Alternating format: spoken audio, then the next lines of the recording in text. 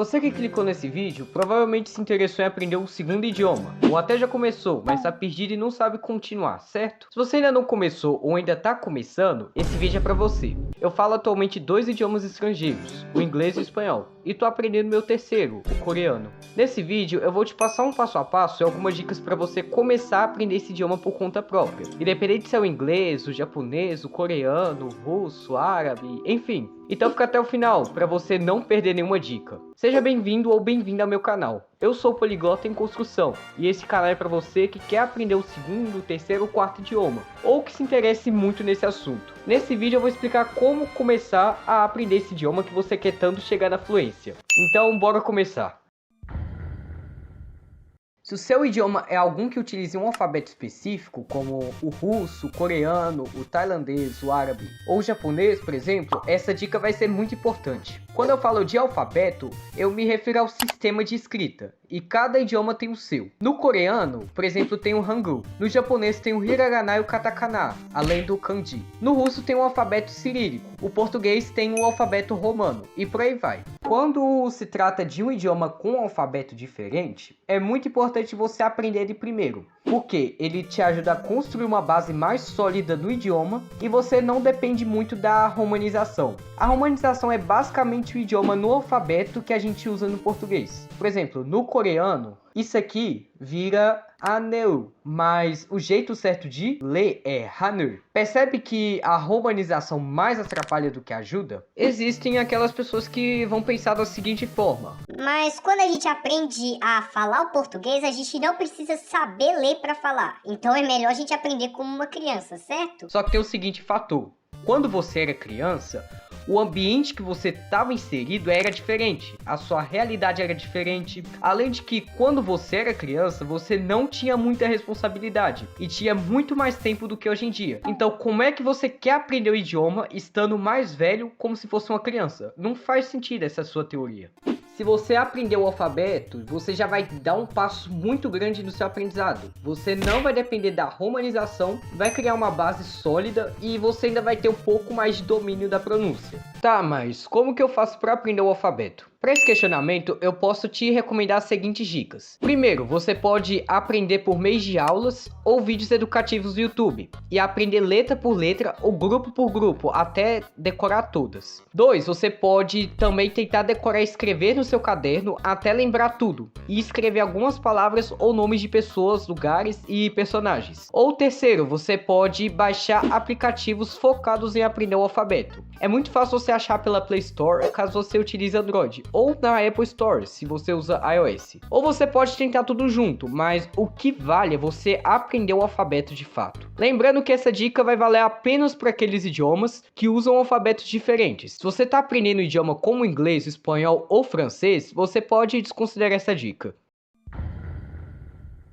Depois que você já criou um certo domínio no sistema da escrita, agora está na hora de você aprender vocabulário. Mas o que é vocabulário? O vocabulário se trata das palavras e frases que você utiliza para se comunicar em qualquer idioma. Por isso você depende de vocabulário para se expressar, porque a língua é formada de quê? Palavras. Então você só sabe falar se você souber uma certa quantidade de palavras. Certo, mas como que eu vou fazer para aprender essas palavras? Primeiro, você precisa entender que existem palavras e expressões que são mais usadas. Olá, bom dia, como vai, obrigado, entre outras. E existem palavras que não são tão usadas e talvez você nunca vai usar na sua vida. Então como que você vai aprender palavras novas? Procure aprender palavras e expressões que são mais usadas, que são mais faladas e que você vai ouvir e ler com mais frequência. Com o tempo você vai estar buscando palavras mais difíceis de se encontrar. Mas a princípio, tenta aprender palavras mais básicas para você ganhar a base sólida no idioma. Existem várias formas de você aprender palavras e frases. A que eu mais recomendo, a princípio, é você usar um aplicativo que te ajude com isso. Temos como exemplos o Duolingo, o Busuu, o Mermize e vários outros. Lembrando que tem aplicativos que você vai gostar mais e tem outros que nem tanto. Então teste os que você encontrar e use o que você mais gostar.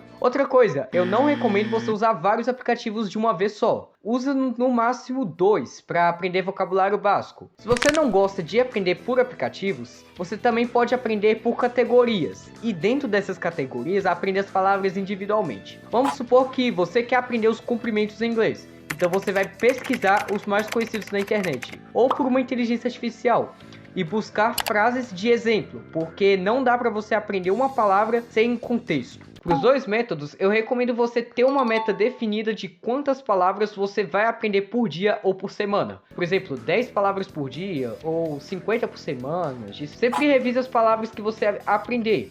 Você pode montar frases ou pesquisar frases anotando em um caderno e criando flashcards com elas. Os flashcards precisam ter uma frase para dar contexto, não só a tradução. O melhor aplicativo para flashcards que eu conheço é o Anki. Ele funciona à base de repetição espaçada.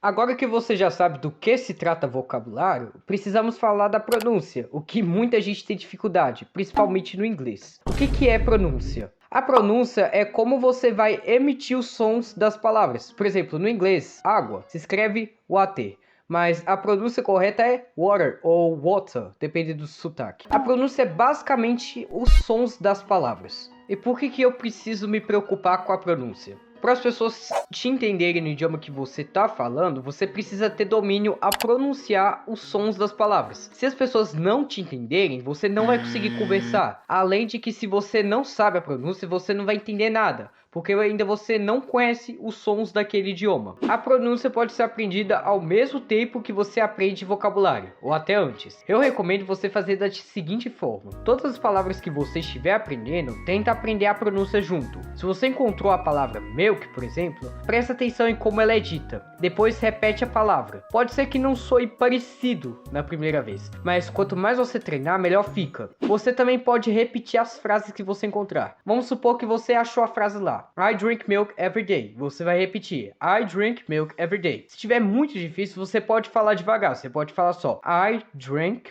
milk every day. Até uma hora você se acostumar e acabar falando na velocidade normal. Você não precisa falar rápido logo de primeira, porque é melhor você falar devagar e que dê para te entender, do que se você estiver falando rápido e ninguém entender nada. Lembrando que praticar sempre a pronúncia vai te ajudar a aperfeiçoar aos poucos. Nem sempre vai sair perfeito da primeira vez. Eu posso fazer um vídeo focado em como melhorar a pronúncia no idioma que você está aprendendo.